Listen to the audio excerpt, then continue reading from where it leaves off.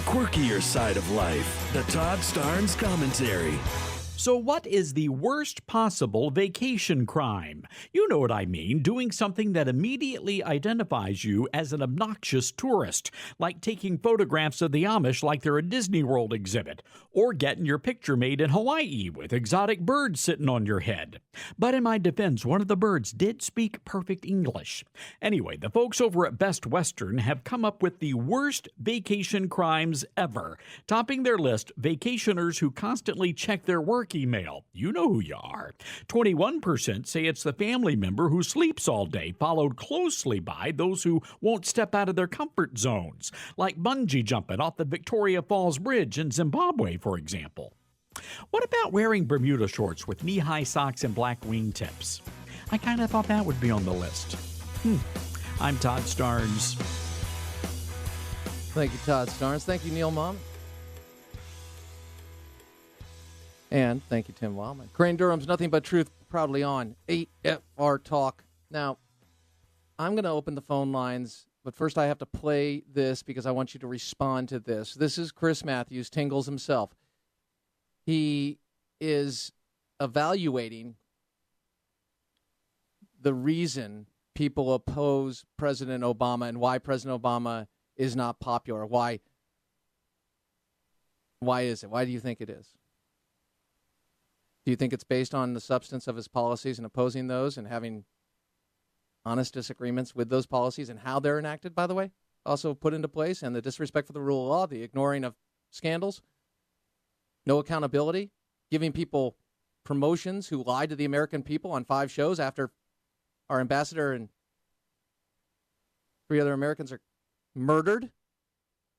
No, it's not, by the way. According to Chris Matthews, it's all about race. 1-888-589-8840. 888-589-8840. That's 888-589-8840. And I want you to tell me if you agree with Chris Matthews. Roll it. Let me finish tonight with this. I said it before, and I'm now saying it again. There are too many people on the American right who hate the very notion of Barack Obama in the White House. It grates on them, just as it thrills even now tens of millions of others. They hate not just his politics, but him. Think about all the days we have known him. From way back when he gave that breathtaking speech at the 2004 convention.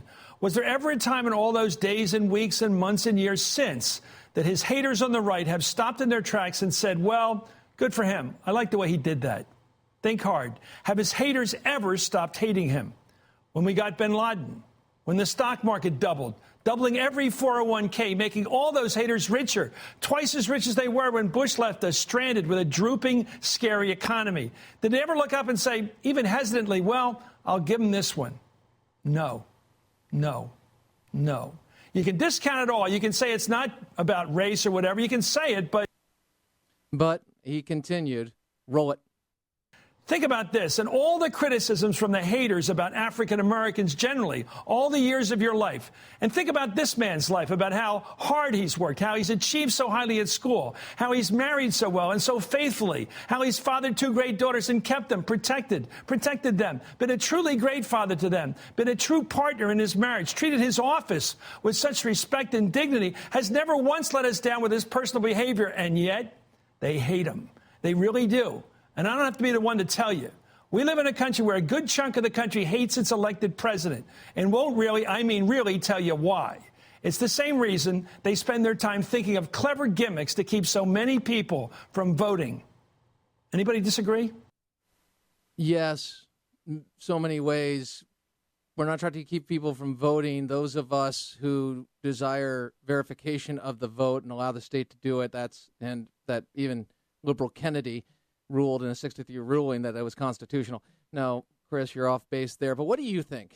What do you think? I mean, is your opposition to President Obama or like for President Obama based on racial? Is it race? Scotty, Oklahoma, talk to me.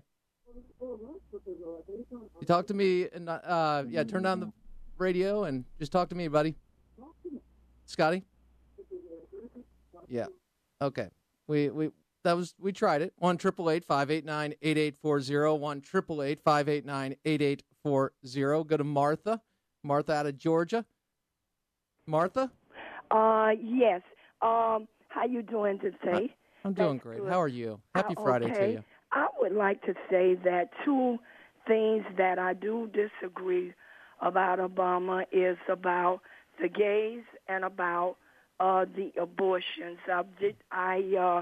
Is that really, because he is now? Do you disagree with him or oppose him on those things because of his race? yes, but now when it comes to Well. Back up, and I'm going to let you speak. You're doing great, just in the sense of I know calling in, you're on the fly here. Let me ask you this: does race have anything to do with your opposition to him on those policies? no. Okay. It doesn't matter whether he's black or whether he's white, Amen. because when you're wrong about that. But now Amen. I do have something to say about the statement that if you would let me about Zimmerman, that I don't think that was wrong because you know one thing, that lady told Zimmerman to stay in the car, and he did not stay in that car. And Okay. if he had stayed, But did that have anything to do with race? And he was making it a racial issue. I mean, the jury's decided on Zimmerman, and it's awful that a man is dead. Trayvon Martin is dead. But the things that they're applying here, with all due respect, are stand your ground, didn't apply, and race, which wasn't a factor. So that's those are two things that I have a problem with the president going in and saying we need to have a real powwow about race and how the criminal justice system disproportionately arrests people of color. Heather McDonald was on earlier and just debunked that using facts. But that said, I want to get your final word, Martha. You go ahead, my friend. And please. a lot of people said I tried to get Sandy Rhea this morning. I didn't, and she You was didn't get on saying Sandy that Rios blacks this are morning? going to have to realize they got to go through. Well, we've been going through ever since slavery, so that's been a long time, Appreciate you, Martha. And obviously we don't see eye to eye on this, but that's all right. I just really appreciate you calling in, and I hope you have a wonderful weekend, okay? Take care. All right. Crane Durham's Nothing But Truth, 888-589-8840. I'll tell you, when you try to call in on shows, sometimes that doesn't happen. One thing I won't do is comment on other shows.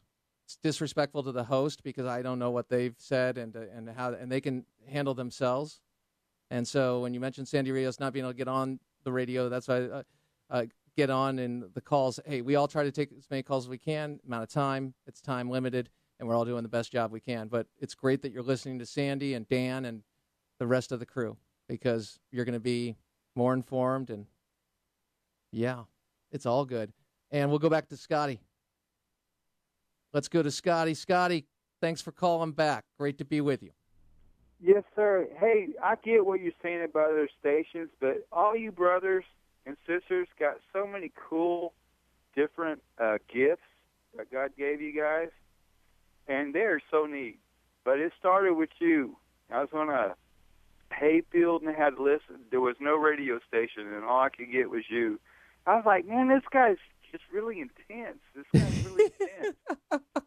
So I turned the radio on a little earlier so I could get the beginning of you.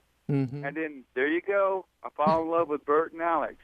So I turned it on a little earlier, and then I just fall in love all the way to Sandy. I mean, I hear what you're saying about not making comments with other radio stations. Oh, yeah, but you know what I'm talking about, the together. content of their show. I agree. I think they're doing great, and I'm proud to be in the lineup with them. I mean, it's an honor. And, Scotty, I could literally listen to you for the rest of my show because, as a talk show host, I just love to hear that we're good. But, Scotty, tell me this. What do you think of... But it's so neat. Yes, sir. Because, I lost everything. My career, all my animals, my farm, blah, blah, blah, blah. There ain't no sad song. But listening to you and your fire, and then Dan with his passion, and Bert and Alex with the truth, and just all of y'all I never voted in my life, and it had to be McClellan. He's a little bit more stricter than you guys. And it's just beautiful. And I just wanted you to know that one guy totally lost. Listen to you on a because there's no other radio station, and you just fired me up. Well, that's all praise to God, because anything good I do is him, and that is, I'm honored, and I thank you very much for that. I'm incredibly blessed to have you in the audience, and yeah, that's God working in your life, and God restores. God restores. So I understand you've just talked a lot about a lot of loss, but He restores. So thank you, and praise God. Great to be with you. Let's keep going. Brian in Ohio. Brian, thanks for your patience, buddy. Tell me, what do you think? Do you oppose President Obama because of his race? Does race have anything to do with it? Well, I have to say that as a registered conservative, I think there's a lot of truth in what he said. And I really think that I listen to people talk when they don't think I'm listening to them, especially in different circles at work, with the gym or wherever I'm at. And we have to remember that, and I'm so ashamed, the very fact that this was the president that was asked to show a birth certificate to say that he was to. Well, hold on. One, the birth certificate issue was held up by him. I'm not a man who believes in that, but I understood that why there were questions because he was using that. You understand that, Brian. You understand he was using that issue to dodge the issue, to refer to people that criticized him as birthers, ignoring what they were actually criticizing him about, whether it be playing the game in court and not producing it, or for my sake, when I was criticizing the president, it was always on policy. It had nothing to do with that. So that's the rest of the story. And Brian, I'm sorry, but we're out of time. And you're welcome to call back, and running out of time. I do want to take more phone calls, but I always want to take more phone calls. But the good news is that we've got somebody in the bullpen, and I see him warming up. He's been warming up all week. He's got some great material for you. It's content that you're going to want to know, you need to know. His name is Seton Motley, president of Less Government. And he is next, right here on Crane Durham's Nothing But Truth. Proudly on. Say it with me now. AFR Talk.